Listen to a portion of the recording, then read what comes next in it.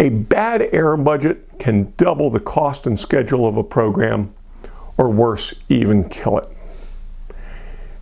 Error budgets dictate performance. Performance dictates cost. If you have any doubt, check out the price of a Formula One car. Good error budgets, smartly managed throughout the life of the program, can save a program tons of cost and schedule. I've been the lead system engineer on several high-performance payloads managing these error budgets, and I've learned a lot along the way about what I like to call managing error budgets for fun and profit. And I'm going to share with you today some of the things I've learned.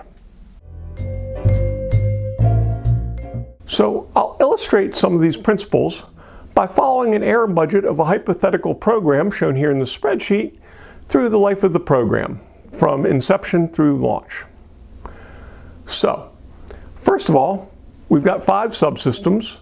I've named each of them just with the name of the lead subsystem engineer.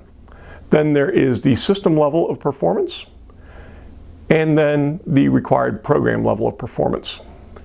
The middle column of the spreadsheet shows the required level of performance, numerically of course, for the 5 subsystems, for the system level, and the required level of performance for the program, with the difference between system performance and program requirement being margin.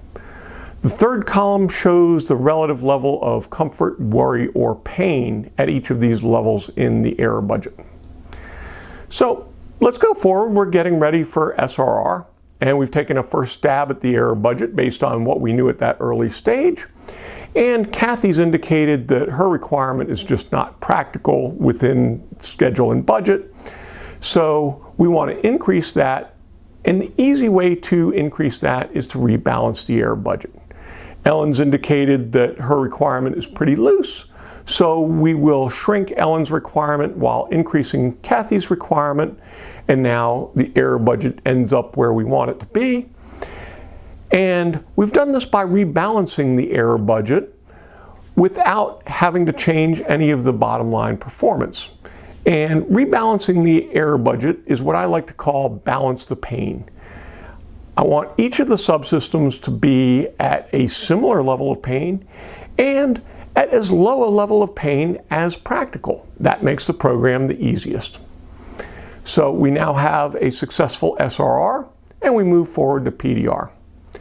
Well, as we've gotten deeper into design and analysis, we see that several subsystems are getting worried about meeting their performance requirements. A quick and easy thing to do is increase the small numbers because they don't drive the error budget. Doubling Ann's performance requirement from 1 to 2 barely even moves the bottom line, so that's easy and smart to do to reduce Ann's pain. To reduce pain elsewhere, I would have to use some system level margin to increase the allocations for these other various subsystems. And I don't want to do that yet, because to me, margin is money in the bank, and I don't want to spend it till the problems are real. And at PDR, these problems usually are not real.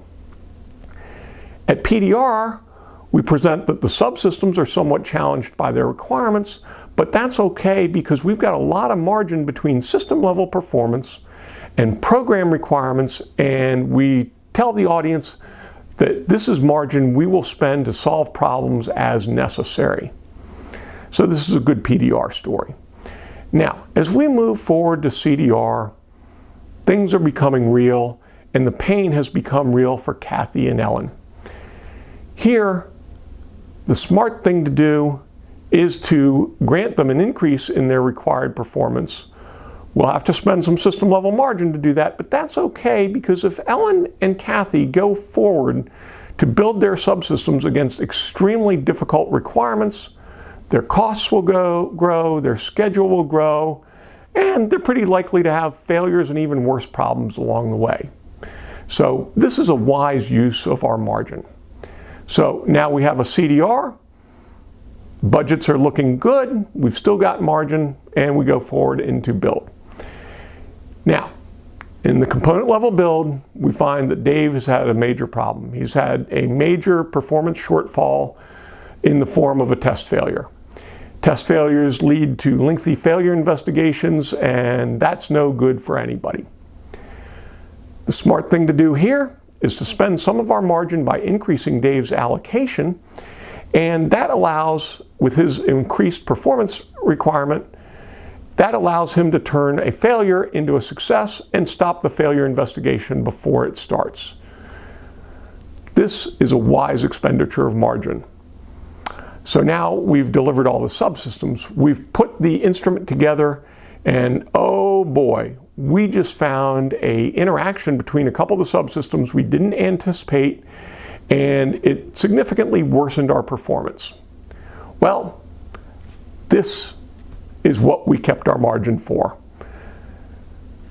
Our performance is still within program requirements. By changing the system level requirement, we have turned a failure into a not failure. The system still meets requirements, and we are go for launch. So now we'll light that rocket. Mother Nature will solve the equations, and Mother Nature will show us that we've got a successful system, and we got there quickly on budget because of a smartly managed error budget. I hope you found this educational. I hope you found it a little bit entertaining, and I look forward to seeing all of you out there in the world of NewSpace. Thanks.